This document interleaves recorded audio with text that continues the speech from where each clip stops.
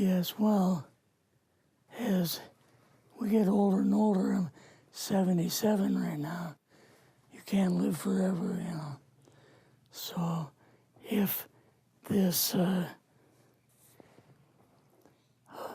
procedure I'm going to have to clean the blood doesn't work, then I've got probably a few more months to make it before my kidneys shut down, you know.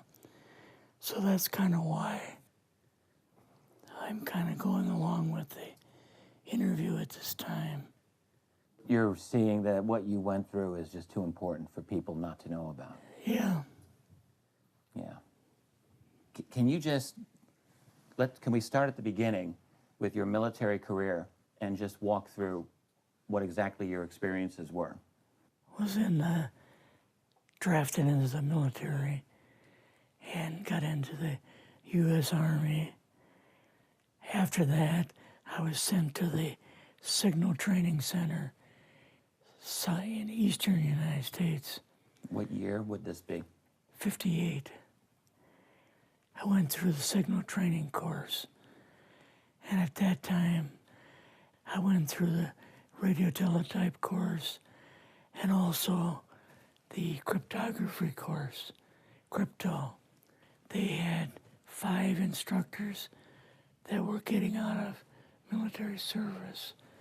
So they pulled the top 5 students, and I was 3rd in the class.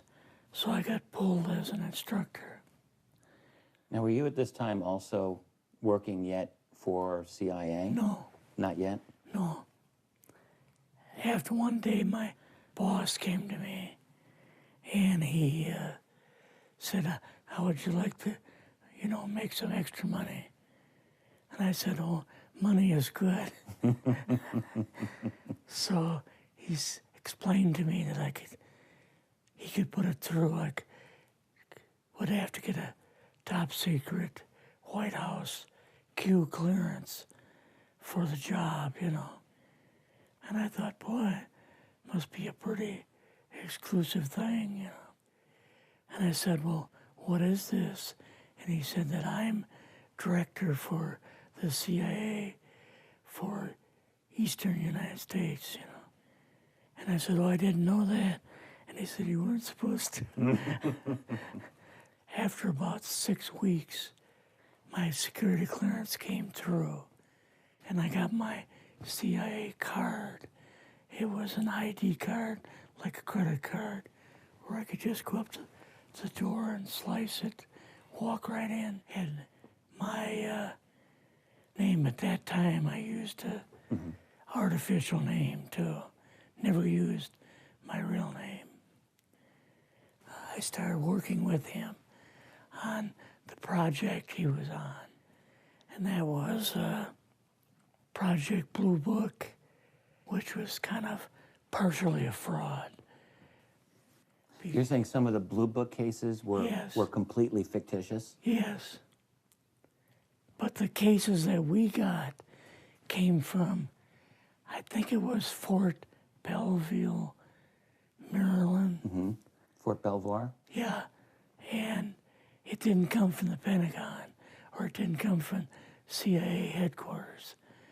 But we would get reports about a certain sighting that they had in Mexico or Italy or something like that. And then we had people that would follow through on it, that would go out and interview the people to see if they were nutcases or if it was real, So they'd be going overseas frequently?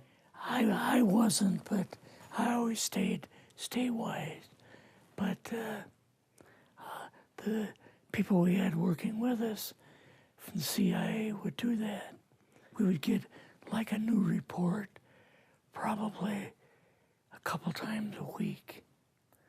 I was coming into the Army fresh off the farm, so I really didn't have much knowledge of anything, but my boss filled me in on Project Blue Book and what they had found so far. as far as Greys and aliens and the Roswell incident. How did you feel when this first got dumped on you? When you first learned about this? I was just kind of overwhelmed with all of this, you know.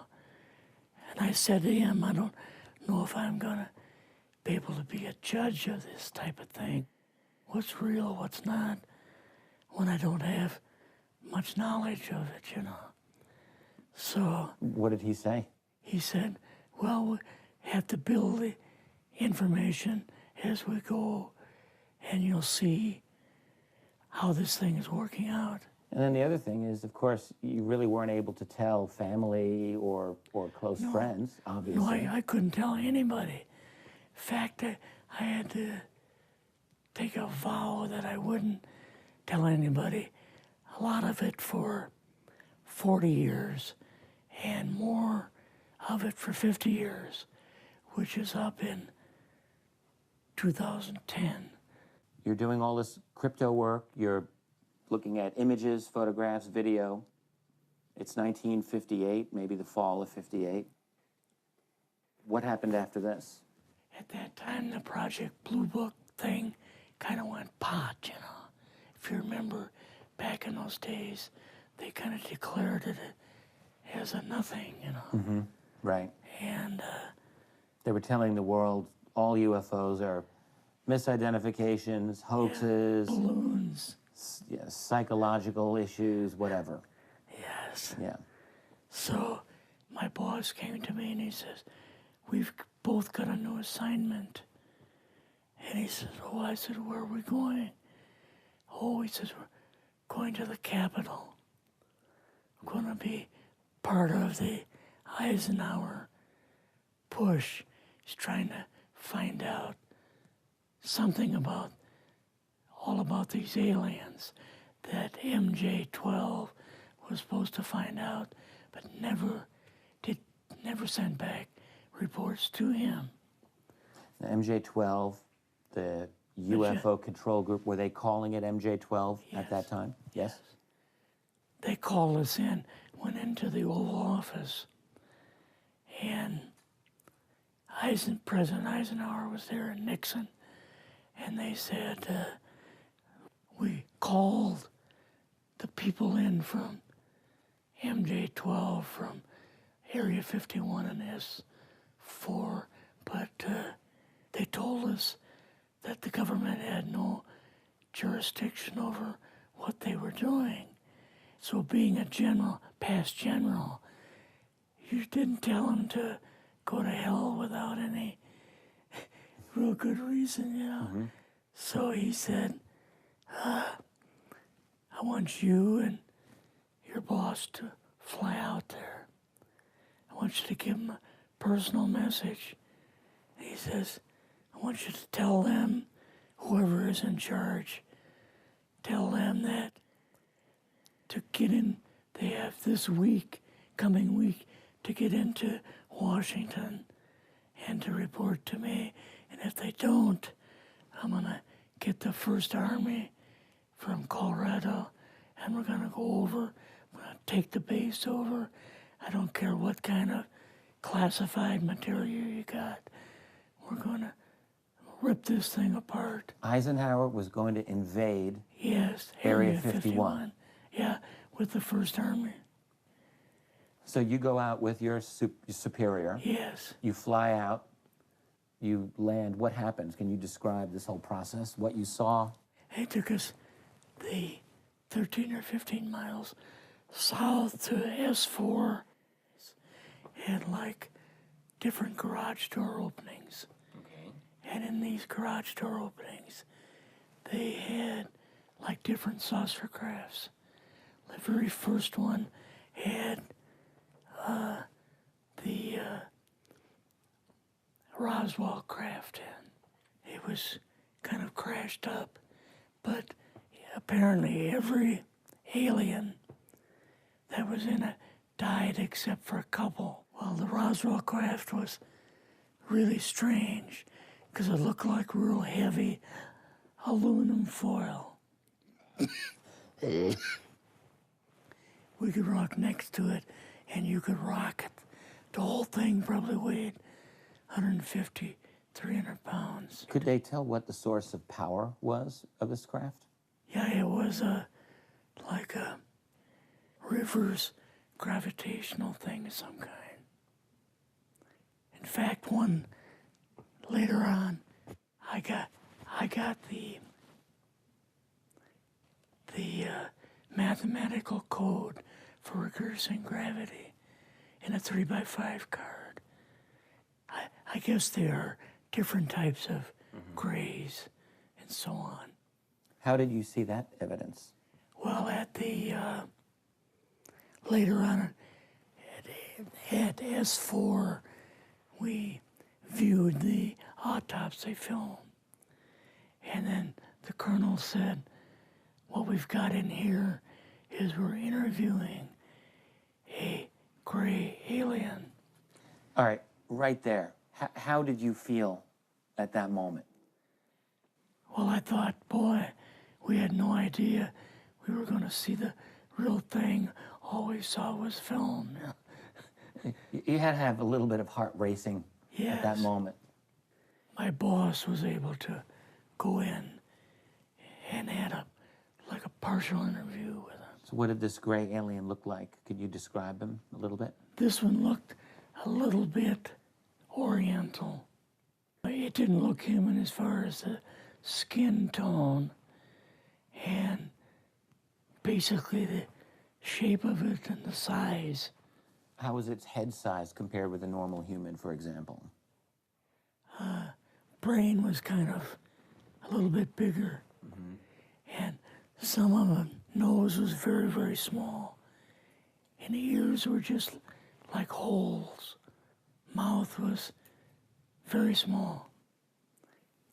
Now, why were they bringing you out here at all, anyway, to see an alien? What was the point? To go back and tell the president they actually had one. So he did not know at this point No, if there was an alien at S4. no.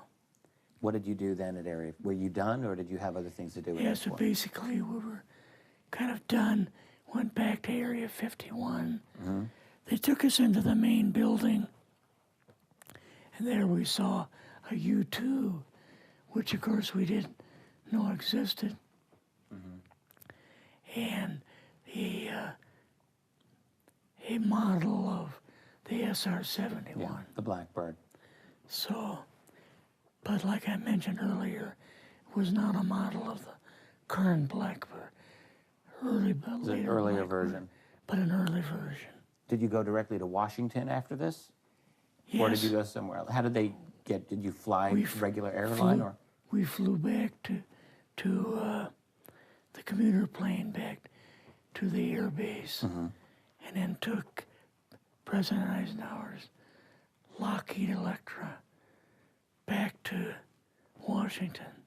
You and your supervisor, Yeah. superior officer, and now you're meeting with the president? Yes. Can you describe this? Well, we met with him in, the second story of the old OSS warehouse building. And Eisenhower and Nixon were there, and also Hoover was there. So he asked us what was going on, and we told him about the alien and the whole situation, and the black projects and so on, and he was just totally shocked. He appeared for the first time to be worried, you know, like he was worried. I would think that Eisenhower would, I mean, he certainly knew that flying saucers were real. Yes. He knew that there were aliens. So I guess I'm just wondering, what would he have been, really surprised about? Surprised about the black programs. Eisenhower said, got to keep this thing completely secret. You know, can't talk about this. Your actual name is, the name you grew up with that was a different name than what you Yes. had in the... I never used it in the CIA at all. Now, what about today? You're going on the public record, and this is still sensitive information, even though earlier you talked about, you know, security oaths that maybe expire after a certain period of 50 time, years. but you're still concerned. Linda Moldenhau's phone call, her phone was tapped, and they got my phone number, and through the telephone company, they're able to find me, and so on. When they found you, what happened? I was going to a grocery store. Two guys in a black suits come out of a black Lincoln town car and came over to see me. And they told me that I better not publish anything or talk to Linda about any more things. So at that time, I did, you know, I stopped. That was enough to intimidate you. Yes. Rather remain anonymous. Never show my face on anything. Really, thank you for doing this. Yes. This was, I guess, kind of a good idea because I feel much better having talked about it. I kind of feel like there's a load off my shoulders Really? because I had an awful lot of secrets that I had kept over the years.